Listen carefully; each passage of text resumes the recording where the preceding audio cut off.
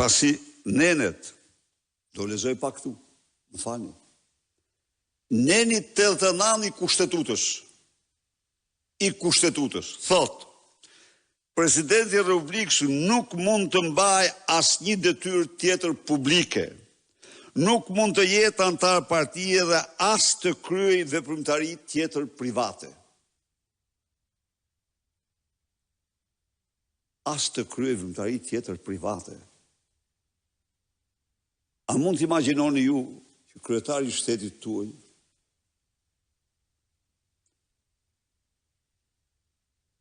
për babzin e tij të papërmbajtur,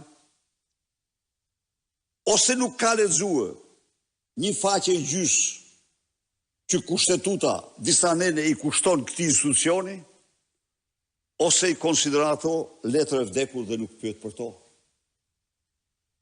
Nuk ka gjë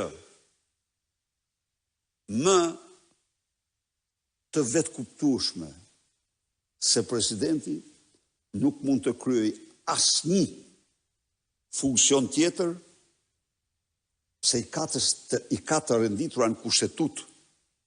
Presidenti ka të renditura në kushtetut se çfarë mund të bëj, përveç atyre që thot kushtetuta, ose të tjerave që në zbërthim të kushtetutës i jipen me ligj. Neni 94 thot, Presidenti i Republikës nuk mund të ushtrojë kompetenca të tjera, përveç atyre që njihen shprehjimisht me kushtetutë dhe që jipen me ligje të nxjerra në pajtim me të. Por për Bajramin, peng i Limionit e aferave të tjera korruptive, është një sklav në duart e Edi Ramës dhe të xhepave të tij. Shkon në firmos, merr para në bordero private.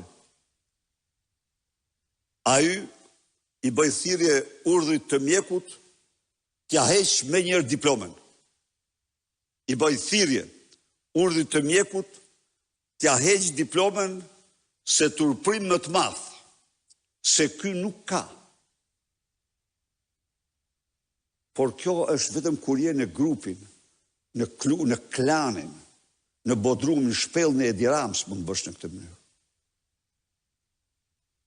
Të paktën urdhri i mjekut duhet të tregojë integritet dhe ta përjashtoj si të pa denj për këtë akt që ka kryer.